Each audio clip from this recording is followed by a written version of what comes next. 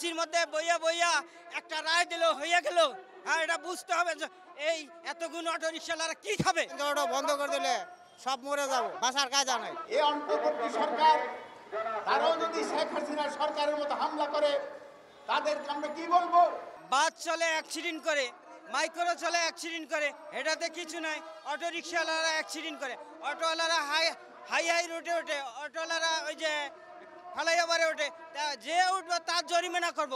ভালো লোকের অটো কেন বন্ধ করব? সবার অটো কেন বন্ধ করব? হাইকোর্ট যেটা নির্দেশ দিয়েছে এটা যেন বাতিল করে, আর যদি বাতিল না করে তাহলে আমরা কিন্তু সারা বাংলাদেশ, সারা উত্তরা সব আমরা অচল করে দেবো রাস্তাগুলা। এটার ক্ষমতাও আছে আমাদের। যখন আমার পেটে খিদে লাগবে, এক মাস কিছু নাই, তখন আমার মতো লোক তো ছিনতাই করবে, আর অটো চালালে ছিনতাই করবে না। সরকারের কাছে আমার চাওয়া হলো এটা যেন রায় দেয়, এটা চলতে দেয়, অটো রিক্সার জন্য একটা নীতিমালা সিস্টেম তৈরি করে, এটাই আমার অনুরোধ। আর নইলে যত বড়ই মন্ত্রী মিনিস্টার হোক, এটা কিন্তু জনগণ অটো রিক্সাওয়ালারা দেখবে না। অটো রিক্সাওয়ালা রাস্তায় নেমে যাবে যতক্ষণ পর্যন্ত রায় দেবে না। ওরা এসির মধ্যে বইয়া বইয়া একটা রায় দিল হয়ে গেল। হ্যাঁ, এটা বুঝতে হবে যে এই এতগুণ অটো রিক্সাওয়ালারা কি খাবে। আজ 3 দিন ধরে আমি অটো চালাতে পারতেছি না, আমি খুব অভাবে আছি, রিক্সাও চালাতে পারি না, আমি কোনো কাজও করতে পারি না, আমার পাও ভাঙ্গা রড করা। আমার গাড়িটা বন্ধ করে দিছে, আমি আর কেমনে চলবো? কোন সরকার আমার জন্য চাই যে আমার গাড়িটা চলুক। ওটা বন্ধ করে দিলে সব মরে যাবো, সব বন্ধ হয়ে যাবো, বাঁচার কায়দা নাই। অটো চলতে হবে, অটো চলতে হবে, অটো চলবার দিতে হবে।